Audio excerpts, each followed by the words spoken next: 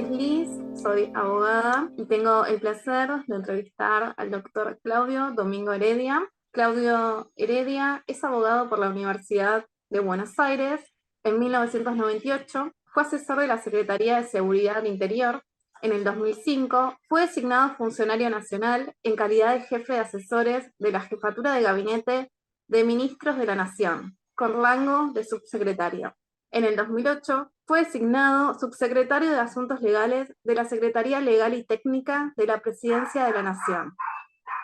Asimismo, es especialista en Derecho Penal. Es profesor adjunto interino de Derecho Penal en la Facultad de Derecho de la Universidad de Buenos Aires, en donde trabajó en la cátedra del doctor Esteban Rigui. Actualmente se desempeña en la cátedra de Alejandro Slokar y está cursando su doctorado en Derecho. Doctor Heredia, bienvenido. Doctor, ¿por qué decidiste dedicarte a la abogacía? ¿Qué tal? Buenas tardes para todos y todas.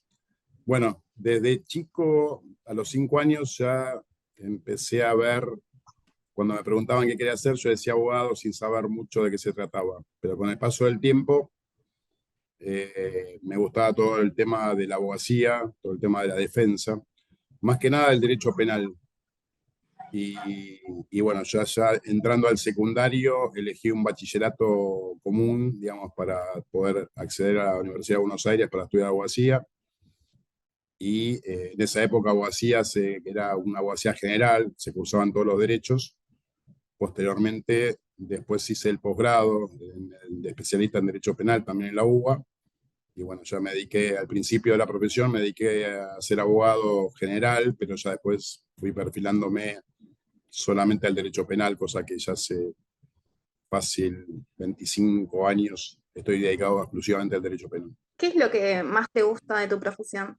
Bueno, a mí me encanta mucho el litigar, ¿no? Me gusta mucho, en realidad me gusta mucho la defensa, ejercer la profesión desde el punto de vista de defensor particular, que es lo que más me gusta. Pero también, digamos, en simultáneo, me he orientado mucho a capacitarme y hacer muchos cursos de posgrado, aparte de especialista.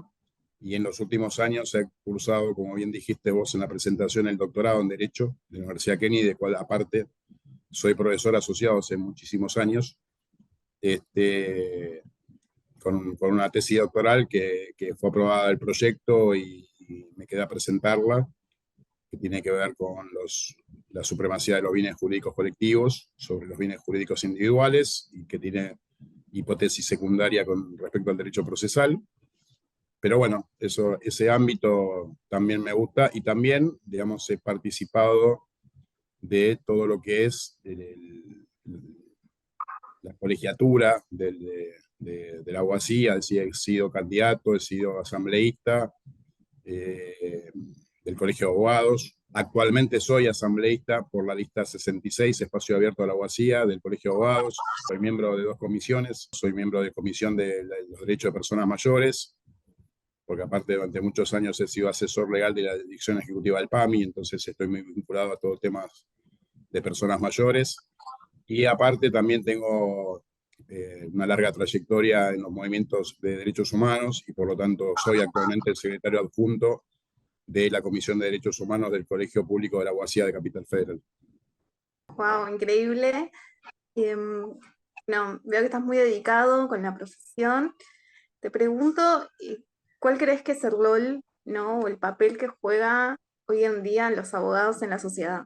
Bueno, en términos generales, según el saber popular, digamos, la abogacía no está bien vista, digamos, como que somos cuervos o todo eso. Yo creo que se han creado mitos, hay muchos mitos del derecho, digamos, entre ellos eso de que todos los abogados, digamos, somos cuervos, buitres, yo creo que no, que eso es un mito que se ha creado, pero creo que el perfil, por supuesto, abogar, que es en definitiva la palabra base por los derechos de los ciudadanos, es una cuestión de justicia social, de ayudarle a la ciudadanía, o sea, ser un vehículo, digamos, en defensa de sus derechos. Y para mí pasa por ahí, por la abogacía. Yo soy muy crítico del sistema judicial, del sistema de justicia. Creo que, digamos, no es una opinión solamente mía, digamos, sino simplemente que las encuestas, más allá del grado de importancia o de veracidad que tengan las encuestas, todas las últimas encuestas que uno ve, digamos, con respecto a los distintos poderes del Estado, inclusive de las distintas instituciones, la justicia o el Poder Judicial, si vos querés, tiene una imagen negativa del 70%, con lo cual contesta a lo que yo sostengo, ¿no? Es decir, la justicia o el Poder Judicial hoy no responde a las expectativas de la sociedad, y eso se ve ahora, y creo que hay que trabajar mucho en reformas judiciales, mucho en reformas procesales, y también en cuestiones de política criminal. La política criminal, la cual que es lo que yo más me gusta y es lo que más me dedico, tiene mucho para hacer, pero bueno, son temas, como bien dice, digamos, de política criminal, son cuestiones políticas, ¿no? Aunque yo creo que todo es política, como dice una canción de una banda popular, todo preso es político, digamos. Yo creo que todo es política, política entendida en el buen sentido, ¿no? En la preocupación por pues el que se dedica a la política, o la política, la preocupación por el bien común, aunque últimamente se han olvidado de esa premisa, digamos, y la dirigencia ha pervertido, digamos, el sentido de la militancia política, pero creo que hay que volver un poco a nuestros héroes, digamos, de la independencia, con valores, con principios, que sean aceptables, digamos, para el ciudadano, con valores ciudadanos de los dirigentes, que creo que se han olvidado. En el 2008 fuiste designado subsecretario de Asuntos Legales de la Secretaría Legal y Técnica de la Presidencia de la Nación. ¿Vos estás de acuerdo con su forma de gobierno? No. Sí es cierto que fui subsecretario de Asuntos Legales de la Presidencia, un lindo lugar donde se ha trabajado muy bien, en una época donde el gobierno al cual yo pertenecí, digamos, respondía a las expectativas de los conciudadanos. No creo, yo no soy partidario del sistema presidencialista, más allá que es el que actualmente tenemos. Yo estoy más de acuerdo con un sistema parlamentario. El sistema que tenemos actual ni siquiera es un sistema presidencialista puro, porque es un híbrido, es un presidencialismo híbrido, donde en la reforma del 94, el que había sido presidente de la Argentina, Robert Alfonsín, había acordado en el famoso Pacto de Olivos un sistema de un jefe de gabinete de ministros, que calculo yo, no quiero ser exégeta de Alfonsín, pero que lo pensó como un primer ministro, o sea, como un sistema parlamentario, y entonces como todo pasa en la Argentina, 100% argento me gusta decir a mí, no tenemos ni una cosa ni la otra, porque el jefe de gabinete no es un primer ministro, digamos, que es nombrado por el Parlamento y destituido por el Parlamento, sino que el jefe de gabinete es nombrado y destituido por el Poder Ejecutivo, por el presidente de la Nación, y entonces lo único que termina siendo el jefe de gabinete es un ministro coordinador, no es un primer ministro en el sentido parlamentario. Por lo tanto, no estoy de acuerdo con esta forma de gobierno, yo soy más bien parlamentarista. Déjame agregarte que yo soy penalista y no soy constitucionalista, pero sí soy muy estudioso, y así como dice nuestro maestro Raúl Zaffaroni, que el derecho penal es derecho constitucional aplicado, por lo tanto nosotros somos muy defensores de las garantías constitucionales en el proceso penal, y por lo tanto no somos constitucionalistas expertos, pero sí sabemos mucho de constitucionalismo. Pasa una cosa rara en la Argentina. La Argentina siempre es un país distinto, ¿no? Hay un chiste por ahí que dice, los países desarrollados, los subdesarrollados, y Argentina y Japón, ¿no? Como dos países que no entran en esta clasificación. La Argentina, el modelo de la Constitución argentina es el modelo de la Constitución estadounidense, que a su vez, digamos, es el modelo que toma de la Constitución de Virginia, cuando se declara la independencia en 1776. Nuestra Constitución, una de sus fuentes más importantes, algunos dicen que hasta tiene mucho que ver con la Constitución de Estados Unidos, donde el sistema de derecho digamos, es anglosajón, digamos, el common law. Y nuestras instituciones judiciales tienen que ver con el derecho constitucional europeo, es decir, España, más precisamente. Entonces, tenemos un mix, digamos, donde tenemos una constitución que responde a un sistema anglosajón, digamos, un derecho que no es codificado, a un sistema argentino donde está codificado el derecho, digamos, más precisamente el derecho penal, por supuesto está el Código Penal, pero también está el Código Civil, el Código Comercial, el Código Aeronáutico y otros códigos, y no es el sistema anglosajón. De hecho, por ejemplo, un tema que a mí me gusta mucho, que se está instalando, gracias a Dios, pero que venimos bregando hace décadas, que es el sistema del juicio por jurados, que hay 3 artículos en la Constitución que establece que el enjuiciamiento criminal debe ser por el juicio por jurado. Han pasado desde la Constitución, desde 1853 hasta acá, y no se ha instalado, por lo menos a nivel nacional, no se ha instalado. Hay muchas más provincias, y sin embargo, digamos, establece la Constitución, y es un mandato constitucional que no han cumplido ninguno de los gobiernos desde 1853 hasta la fecha. Hay una sanción de un código procesal, digo, pero que está funcionando como prueba piloto, pero que en general todavía no se aplica en la nación, sí se aplica en algunas provincias. Entonces, vos tenés un sistema constitucional que responde al common law y tenés una ejecución de las prácticas que tienen que ver con derecho constitucional codificado, digamos, y ese es un sistema argentino raro. Muchas gracias. Es que mencionaste que eras especialista en derecho penal. Justo en estos momentos hay una propuesta, ¿no? De cambiar la edad de punibilidad, ¿no?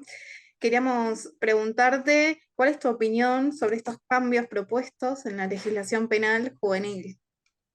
Tengo muy claro cuáles estas cosas de inmediatez política o politiquera en realidad, porque ni siquiera yo cuando hablo de política hablo de la esencia de la bondad, digamos, de la lucha por el bien común. Estoy cansado, aparte hace muchísimos años, ya año tras año cambio de gobierno, cuando hay gobiernos que no establecen, o gobiernos que quieren gobernar para una minoría, empiezan con que una solución a la política de seguridad es bajar la imputabilidad de los menores. Es cierto, digamos, que no hay una ley penal juvenil, que está durmiendo el sueño de los justos en el Congreso hace décadas. Lo cierto es que no hay un régimen, un sistema paternalista, ¿no? Como que los menores son inimputables y no son sujeto de derecho. Hubo muchos proyectos, digamos, de cambiar el régimen penal en la Argentina. Si bien es cierto eso, digamos que hay que cambiar el sistema paternalista, esto es que el menor es inimputable, entonces por lo tanto no puede estar sujeto al enjuiciamiento criminal. Tan cierto es eso como es también tan cierto que por más que uno baje la ley de imputabilidad de los menores, así lo baje a 10 años u 8 años, eso no resuelve nada. Porque la realidad, en esto Zaffaroni es claro cuando plantea que hay que incorporar los datos de la realidad, los datos ónticos ontológicos, tomar, digamos, en el marco teórico esos datos, está diciendo que, digamos, primero que es un porcentaje muy menor de delitos cometidos por los menores, no llega al 4% con exageración. Y por otro lado, digamos, si uno baja de 16, que lo que te comento de 18, depende cómo uno tome, digamos, o el 21, digamos, los 3 tipos de minoridad, no tiene un sentido porque cuando se utilizan menores para cometer el delito, van a decir, si uno baja a 14, van a utilizar a menores de 14, entonces no tiene un sentido. Digo, y aparte cuando uno, digamos, encierra a los menores o los tutela, como el sistema tutelar que hay ahora, todo el mundo sabe que los institutos menores no regeneran a nadie. Digamos, estas teorías de resocialización que tampoco se dan en la realidad de los adultos, menos se dan en los menores. Es decir, los institutos menores son, digamos, academias de delincuencia donde mejoran y aprenden, si no saben, aprenden a mejorar sus actos delictivos. Entonces no tiene sentido, es una cuestión, es decir, resolver la cuestión social o la cuestión económica a través del sistema penal, digamos, es una locura pocas veces vista, un error que se persiste, digamos, y eso no tiene solución. Digamos. Lo que tiene que hacer un gobierno es digamos, hacer tareas de prevención, o sea, que no lleguen los menores al delito o a la actividad delictual, pero eso no pasa por el sistema penal, digamos, no porque vayan a meter presos, digamos, o vayan a detener a más menores, se va a resolver algo, no resuelve nada, eso es un sucedáneo, eso es como tener cáncer y prescribir, digamos, una aspirina para el cáncer. ¿Sí? No tiene ningún sentido. Yo escucho a unos dirigentes políticos hablar de eso, digamos, a una dirigenta también, que no sabe, que ni siquiera es abogada, pero ella opina, digamos, que la ley de imputabilidad hay que bajarla y con eso resolvemos. Y la gente cree eso, y es mentira, porque aparte no es que lo diga yo que es mentira. Eso las estadísticas, digamos, y la historia, digamos, y la cuestión histórica está diciendo todo lo contrario. Entonces no tiene sentido, digamos, no es una cuestión de que bajar la imputabilidad de los menores vaya a resolver. A ver, en términos generales, digamos, los temas de seguridad que están muy vinculados o los vinculan mucho con el derecho penal, lo cual no tiene nada que ver, digo, porque el sistema penal no resuelve los problemas de seguridad. Yo decía en otras charlas, en otras conferencias, ¿no?, que hay muchos mitos y entre esos mitos hay que el derecho penal resuelve problemas de la seguridad, y lo cual no es cierto. El derecho penal no está para resolver eso. Eso son tareas de la política de gobierno, no es el derecho penal. Ya cuando el derecho penal interviene, el delito ya se ha cometido y por lo tanto no tiene ningún sentido. La prevención pasa por políticas de seguridad del gobierno, no por el sistema penal. Sabes que has expresado opiniones sobre el tema de desarme civil. Queríamos preguntarte qué es y bueno, qué propondrías a nivel legislativo. Mira, yo estoy a favor y he firmado por la ley de desarme civil, pero aparte estoy doctrinadamente en contra del uso civil de las armas. Si la población civil no tiene por qué estar armada, ese es otro mito, otro error.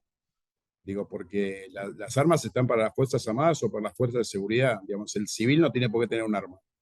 Y debería estar vedado a los ciudadanos portar armas o utilizar armas. ¿No? Esta es una vieja creencia que se quiere, otra de las teorías o otra de los marcos de praxis o de teoría política que se quiere importar, como si todo lo importado fuera bueno. Estados Unidos, que es un país armamentista, digamos, tiene un sistema, digamos, de armas, pero que no tiene nada que ver con la Argentina, porque Estados Unidos fue colonizada, digamos, por los colonos que venían de Nueva Inglaterra y conquistaron, como ellos dicen, conquistar entre comillas, digo, ¿no? Los civiles fueron luchando contra los indios, conquistando las tierras. En la Argentina, ese sistema de colonización, digamos, que fue producto del genocidio de los pueblos originarios, fue hecho por el ejército, por las Fuerzas Armadas, no por los civiles. Entonces, Estados Unidos más proclive a permitir el uso de armas, digamos, históricamente, estoy hablando de hace casi 200 años, 150 años, Argentina no tiene nada que ver con eso. Es decir, acá la conquista del desierto, conquista entre comillas, digo, porque no se conquista lo que ya existía, fue producto de las Fuerzas Armadas, o sea, Roca, digamos, y todo el ejército que fue conquistando, entre comillas, el desierto.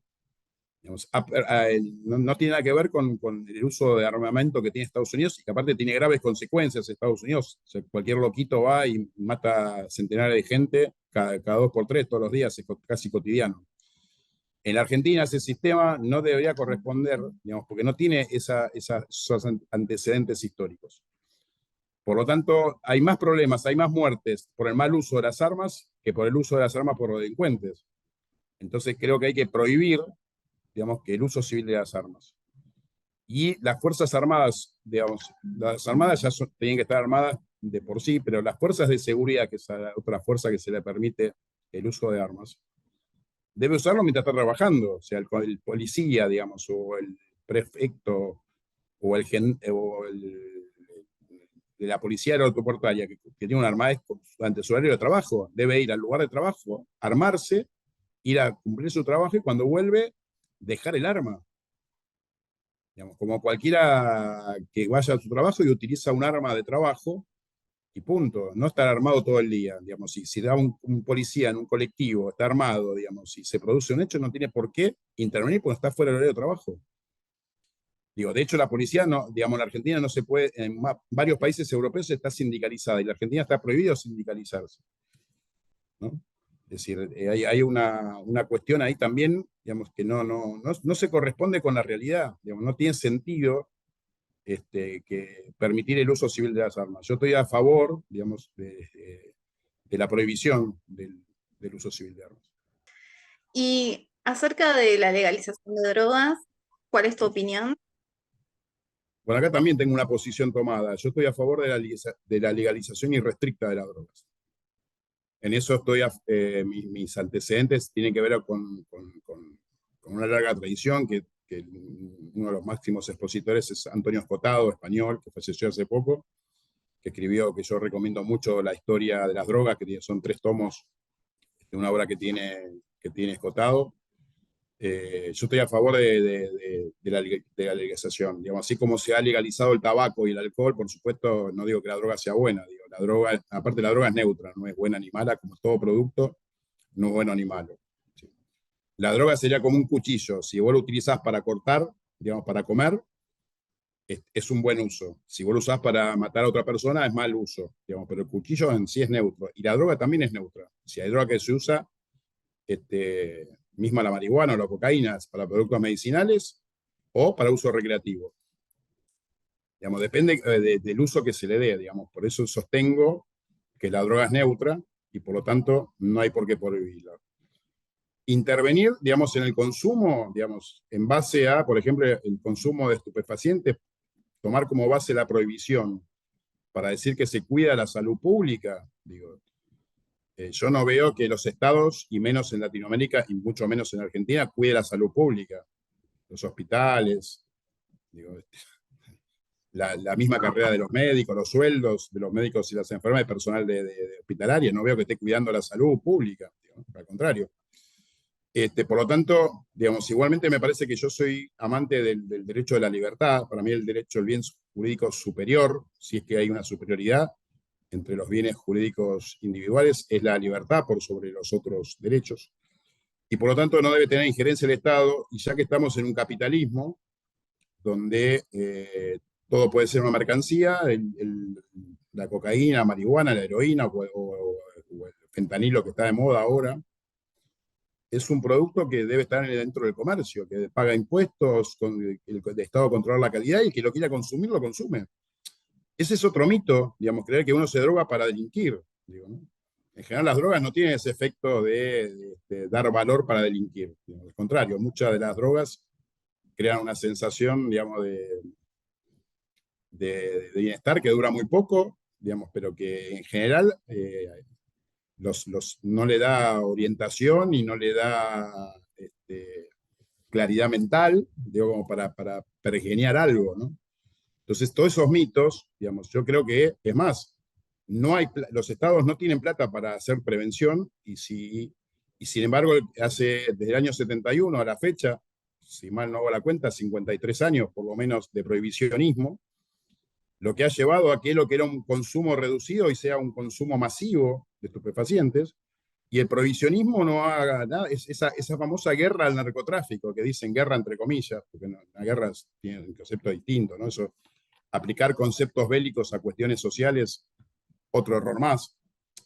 Digo, me parece que si el producto va a ser consumido, lo que tiene el Estado es que pague impuestos, con esa plata de los impuestos hacer tareas de prevención, que no la hay. Ahí uno ve en el CEDRONAR, que es la Secretaría contra la Drogadicción, en las madres haciendo cola, pidiendo una beca que nunca la consiguen, si la consiguen ya es tarde, para poder rehabilitar. No hay plata para rehabilitar, no hay plata para prevenir. Digo, entonces a mí me parece que así como como el capitalismo hace con el tabaco y hace con el alcohol, debería hacer con las drogas, que pagan impuestos, que no la puede ir a comprar, que la recete el médico, que haya un control del Estado, que la droga no sea mala, porque aparte de otro problema, digamos, ya no tan de legal, sino una cuestión de, de química, es que mucha de la droga que se vende es muy mala. Entonces produce efectos muy nocivos. Pero así, digamos, ya que todo producto puede ser incluido en el mercado, también hay que incluir los estupefacientes. De hecho, el narcotráfico ha crecido en una forma exponencial, no que se duplica. Lo que era el narcotráfico en el año 71 y lo que es hoy en 2024 digamos, sin ir más lejos, Rosario o el conurbano. Entonces digo, en definitiva, creo que hay que cambiar de paradigma, hay que terminar con el paradigma de la prohibición, ir hacia la legalización. Creo que es por lo menos intentarlo. O sea, si ya todo lo que se intentó en los últimos 50 años no da resultado, creo que uno, como yo decía el ejemplo de la puerta, si uno golpea la puerta 50 veces y no se abre, habrá que buscar otra puerta. Creo que ese es el cambio de paradigma que está últimamente tomando, por lo menos con la permisión de la marihuana, como pasa en Uruguay, en Montevideo. Creo que ese es el camino, ¿no? Y creo que en definitiva, más temprano que tarde, se va a imponer este nuevo paradigma de la legalización. Esta recién de la libertad, y me hace acordar a otros temas de los que te has expresado también, como lo que es la eutanasia, eh, entendiendo, ¿no?, la libertad de tomar la decisión de última voluntad, ¿no?, que sea respetada. Quería saber cuál es tu opinión acerca de ese tema. Yo estoy a favor de la eutanasia. Hace muchos años que vengo planteando, como vos bien decís, para mí el bien jurídico supremo es la libertad en su concepto amplio, y que así como tenemos libertad de elegir distintos caminos, también tenemos que tener la libertad de ponerle fin a la vida. Y más cuando hay motivos para ponerle fin a la existencia de cada uno de nosotros. Creo que también está mezclada, hay mucha mezcla de moral y religión con el derecho. Se mezcla mucho el derecho con la moral o el derecho con la religión. Así como yo hablo del aborto, yo estoy a favor de la despenalización del aborto. Creo que ninguna mujer practica el aborto por deporte, así como dice voy al shopping y me voy a practicar un aborto. Creo que las mujeres que han sufrido un aborto o los hombres que hemos, digamos, compartido situaciones en que la mujer tuvo que realizarse un aborto, no la pasa bien, la pasa muy mal, sufre con muchos efectos perniciosos, deteriorantes. Digo, no creo que ese mito que dicen, ¿no?, de las mujeres, bueno, no se cuidan, entonces practican el aborto como quien practica el gimnasio. Entonces creo que en la eutanasia pasa lo mismo. Creo que esto de mezclar la religión como que solamente Dios el que dispone. Yo soy católico practicante, de hecho he pertenecido al Movimiento Ecuménico por Derechos Humanos y fui muchos años a la Pastoral Social de la Iglesia y fui abogado de Cáritas, Buenos Aires, y he trabajado con Jorge Bergoglio. Creo que desde un punto de vista religioso, por supuesto, uno está a favor de la vida, pero no, la religión no es para toda la ciudadanía, digamos, es para los que practicamos distintos tipos de religión. Como política pública, digamos, uno tiene que velar, digamos, por la salud, y en el aborto, en el caso del aborto, siempre las que se mueren son las más pobres, las que no pueden tener una prepaga como para realizarse un aborto, y por lo tanto el Estado debe velar porque haya prácticas de aborto que sean seguras, que sean gratuitas. Eh, y con respecto a la eutanasia, lo mismo.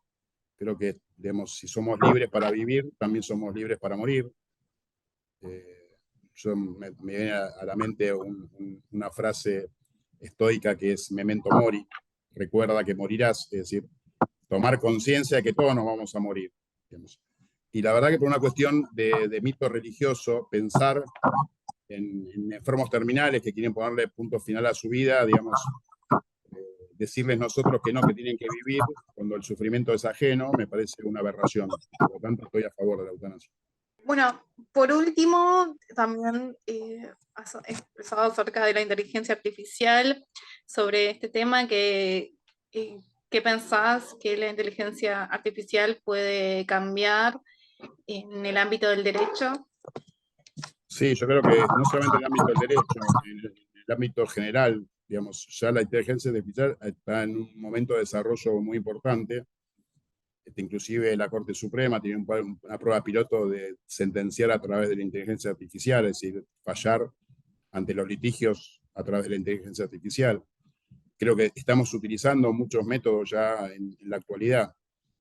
Creo que es importante estudiar y que los abogados y las abogadas prestemos atención a todos los avances de la inteligencia artificial, lo que es la infotecnología, lo que es la biotecnología. Eh, Creo que es muy importante que los abogados, yo creo que van a desaparecer con los avances tecnológicos en muchas profesiones. Creo que la abogacía va a permanecer, porque siempre va a haber dos que se peleen, dos que discuten, dos que entren en conflicto, y por lo tanto van a necesitar un abogado, alguien que abogue por ellos. Pero es importante también ponerle límites a la inteligencia artificial, y creo que es tarea de la abogacía, del derecho, poner límites a todo el desarrollo, digamos, de la inteligencia artificial. Bien, continuando, ¿no? Sobre el tema de derecho penal, sabemos que hay una diferencia entre, bueno, hacer la carrera y ejercerla. ¿Vos qué le podrías recomendar a los que recién van a iniciar el ejercicio de la profesión? ¿Por dónde empezar? Y ¿qué cosas deben tener en cuenta? Y más que nada en el derecho penal, que es como una rama muy distinta a las demás. Sí, sí, yo no creo que sea tan difícil, pero mi consejo, no solamente para los que van a ejercer el derecho, sino en general, digamos, como una cuestión de filosofía, digamos, yo diría al estoicismo, a Epicteto, a Marco Aurelio, a Séneca, que todo lo que vayan a hacer en la vida lo pongan la pasión y se enfoquen en conseguir lo que quieren conseguir. Pero que primero, como dice el Papa Francisco, para el que no sabe dónde va, todos los caminos son malos. Y yo, parafraseando, salvando la distancia, digo, para el que sabe a dónde va, todos los caminos son buenos. Entonces yo mi consejo, si es que puedo dar un consejo a los abogados nobles o a los estudiantes de abogacía que ya están próximos a recibirse, es que lo que vayan a hacer lo hagan con pasión, que pongan, que se capaciten, que estudien, que se esfuercen, que los logros llegan. A veces tardan un poco más, y como yo siempre digo, lo importante es el proceso, no el resultado. No, no importa llegar a los logros de cualquier manera, digamos, eso no es bueno. Eh, Creo que es importante el proceso, es decir, cómo uno llega. Si uno se enfoca en el proceso, los resultados llegan solos. Y no se llega de cualquier manera, no, no sirve para nada. Digamos, yo tengo una larga carrera política y también académica, y sé lo que estoy diciendo. Yo vengo de un lugar humilde y he pasado por distintas etapas de mi vida, y estoy convencido, y es el consejo que puedo dar, de que es que lo que hagan, lo hagan con mucha pasión, con mucho esfuerzo, con mucho sacrificio, con mucha capacitación, con mucho estudio, y que van a llegar, los logros llegan, y que el método es importante, digamos, el proceso es importante. Lo más importante es disfrutar el proceso aparte, que ya el proceso da, digamos, sus resultados y sus éxitos. Y a los que eligen la abogacía, bueno, que sean defensores de la justicia social, como dice un principio estoico, que defiendan la justicia. Creo que es importante que siempre que ejerzan el derecho, sea desde el ámbito de la profesión, digamos, como decimos nosotros los abogados de a pie, o desde el Poder Judicial, como fiscales o como jueces, sean justos, digamos, y tengan en cuenta, digamos, la justicia social. Creo que es por ahí el consejo que yo les doy, y que no le tengan miedo al derecho penal, que es un derecho como cualquier otro. También, que, como vos bien decías, es importante el tema de la libertad. Yo siempre digo que un abogado penalista es mucho más importante que un médico, porque el médico, si fracasa, el paciente se muere, y el abogado penalista, si fracasa, queda preso una persona. Entonces, es mucho más grave, digamos, perder la libertad que perder la vida, según mi concepción. Qué lindas palabras, qué de buen consejo, la verdad que muy, muy alentador. Bueno, doctor, llegamos al final de la entrevista. ¿Quiere dedicar algunas palabras? No, simplemente a los colegas y a los estudiantes, que persigan sus sueños, que los sueños se cumplen, que estudien, pero que sean comprometidos con su realidad, con la ciudadanía, con las virtudes, con los principios, con los valores, en todo ámbito. Yo en este momento soy candidato en el Colegio de Abogados de la Ciudad de Buenos Aires, de la capital federal, por la lista 66, que es un espacio abierto de la Guasía, lista 66, que lleva como candidato a Rubén Ramos a la presidencia. Es una lista, digamos, que trata de revalorizar lo que es la colegiatura nuestra. Así que estoy muy contento de ser candidato. Yo ya soy asambleísta por esa lista, vuelvo a ser candidato de nuevo a la reelección. Y bueno, a todos los colegas que quieran un cambio en el colegio y un colegio al servicio de los trabajadores del derecho y de las trabajadoras del derecho, que nos apoyen el 16 de abril para que podamos dirigir los destinos y el futuro de nuestro colegio. Bueno, le agradecemos muchísimo, doctor. La verdad que ha respondido a todas nuestras preguntas de manera amplia, respetuosa. Así que, bueno, y además de toda la paciencia que tuvo para conectarse con estos inconvenientes técnicos. Así que muchísimas gracias y esperamos entrevistarlo en otras ocasiones. Dale,